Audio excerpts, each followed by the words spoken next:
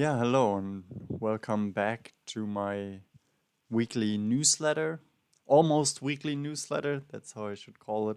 So I have enough justification when I miss one. And I just want to inform my friends what have I been doing this week. First of all, you can check out my website that I created. Let me make my counterfile a little bit smaller. And this is on philosophy. So I'm in the phase of finishing it. I think what I worked on is the About Me page. I tried to write a text that is somehow appealing, but at the same time not bragging too much. That gives enough information about who I am and what I actually try to achieve. Um, I try to especially develop my English skills, so write a little bit in a poetic style. But of course, that has the risk of sometimes getting a bit cheesy. So, what else am I doing? I'm learning Chinese. And so, learning Chinese is incredibly difficult. Why is it difficult? Because the way people talk is, in my mind, incredibly hard to understand. And I think it is because I don't have an understanding for why there are tones. Of course, I can produce the tones. I'm quite good. So I also, like during last week, produced another video for the university where they had me speaking Chinese, but I was just reading pinyin. So the letters, not the characters, and I was producing the tones correctly. Nevertheless, even though I can produce these tones correctly, I don't understand what they mean. And I think for Chinese to understand a message, it's incredibly important. But I also don't have enough vocabulary yet. And I always tell my students they should listen and read a lot. And here I actually found an interesting video. I will put that in the description. I follow this channel, What I've Learned. It's a guy who lives in Japan and who learned sufficiently Japanese. And he came actually back. He actually discussed the way of how Stephen Kaufman learns languages. And Stephen Kaufman is a legit polyglot.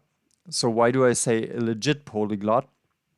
Well, often you have polyglots on the internet that say, oh, I speak 20 languages. And then they just speak sentences that they can do, or they have like kind of staged, faked interviews, but they are not really proficient in the language. They are just proficient in memorizing a couple of sentences. And that's not just language skill. Language is an incredibly complex task where basically everyone who you meet is a master if he's a native speaker. It's like going into a room with 20 native language speakers, and everyone is the equivalent of what Jimi Hendrix is on the guitar because they speak their native language every day. So, if you think about how long it takes to become proficient on the guitar, and that doesn't mean just to be able to play one song, but to play with other people together larger sets of songs. So if you take into account how long that takes on your proficient, I think it is legit to say that for languages it's quite similar, and therefore it's also equally difficult. And Steve Kaufman, he, however, has found an interesting method, and he claims that he started learning languages for real at the age of 60, and now he already speaks 20 of them. So let's listen a bit. Därför måste man acceptera den här osäkerheten. Jag tycker det är mycket, mycket viktigt. 언어 공부하고 싶습니다. 네, 聞くときにわからない部分がかなりあるわけでしょ。Acquisire delle parole. Ich glaube nicht, dass ich kann die Grammatik lernen.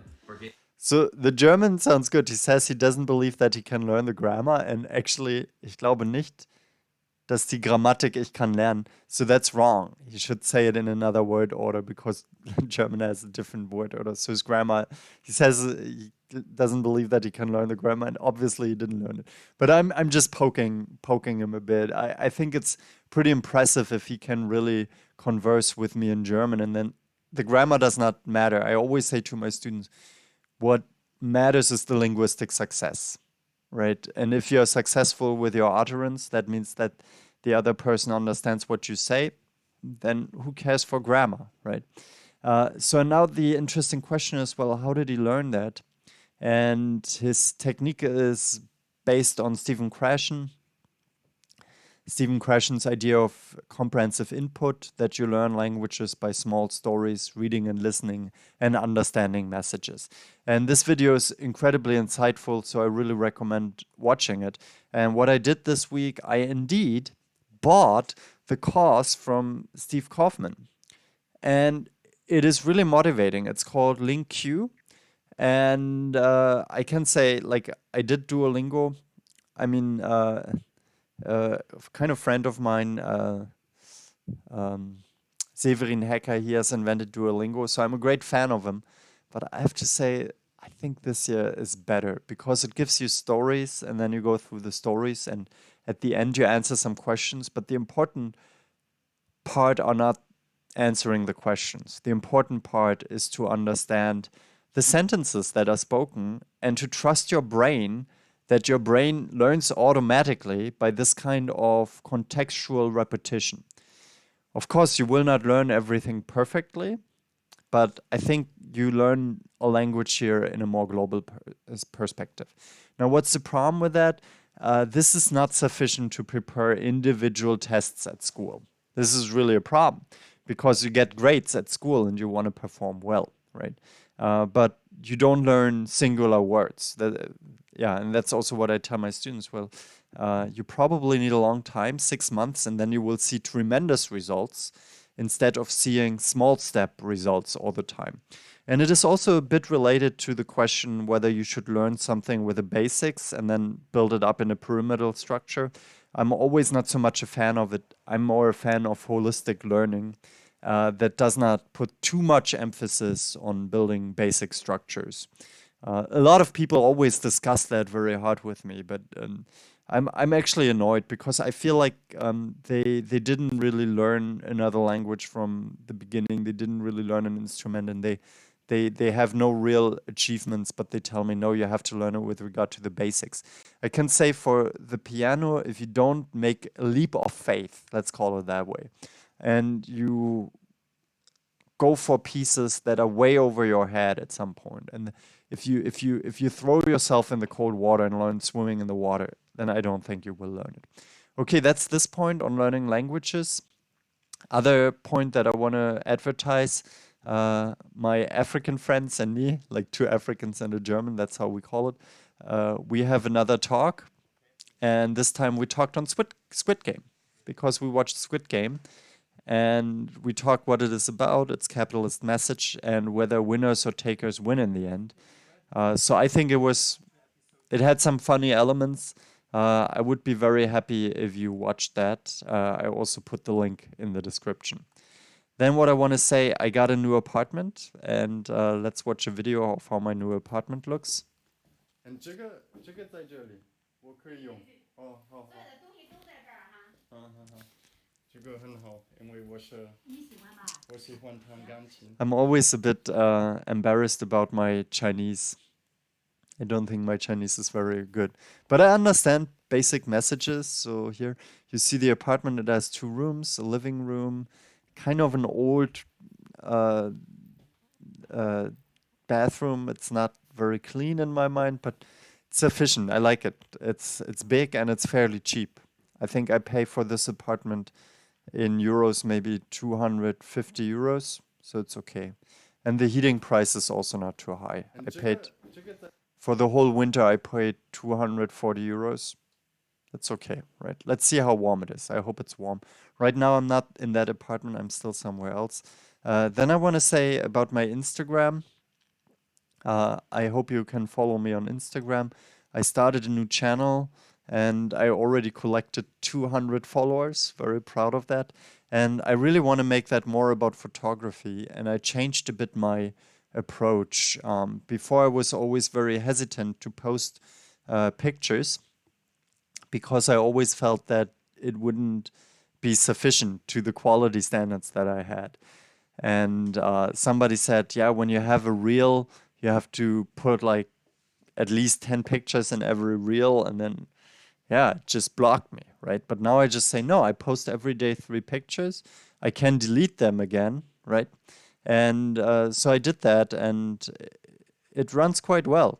Like I think I created a nice look. So if you look at it, I tried to make it color-wise. So this here is yellow. Then I have here breakup. Probably I take this out at some point because then I have green, and then I have like this flowery element. So and that's how I will try to compose the look of my Instagram, and I would be very happy if you follow that too. A lot of news. I'm therefore also thinking about buying a new lens. Question is, right now, I don't want to use the bokeh anymore. Everybody uses bokeh. Everybody buys these lenses that have a 1.4 stop, which with which you can create this nice blurry background. But it's boring. It doesn't create any interesting pictures. And I just realized that I always try to create interesting pictures, but I was not really working with a background. So I was thinking about what actually makes the difference. And what I started first of all not to use the bokeh anymore so much, right? Because I want to have like these white landscapes. And of course, you have to compose more. So now my question is, should I buy a wide angle lens or should I buy a so-called anamorphic lens? And they got quite cheap for the camera systems that we have nowadays. And anamorphic cameras make a very broad picture. I still try to understand what it is, but here you have some examples. And this is not anamorphic, this is spherical. So you see how broad it becomes. But then I wonder, do I really need that for Instagram? Because on Instagram I cannot post such broad pictures, right? And where could I post such broad pictures? So that's a bit of my question. So therefore I wonder, should I maybe rather have a wide angle lens? So nevertheless, I found some interesting videos. And I mean, look at these pictures. Look at these pictures that you can have with an anamorphic lens. That's the Sirui, here we have it, 050mm T 2.9. And I have a similar camera, so that means I can actually produce such pictures. And I wonder, man, that looks awesome, right? Should I get that kind of lens? It's about $900. So that's what I wonder at the moment. I will also put links to these videos into the description. And there's one video that really explains how filmmakers use anamorphic lenses and what that does to the poetry of a movie. It's a really good, it's a good, I would say, visually appealing essay on lenses. So, and you definitely learn something here, and it's 1 hour, 15 minutes. So I recommend that if you're interested in photography. So this is my newsletter for this week.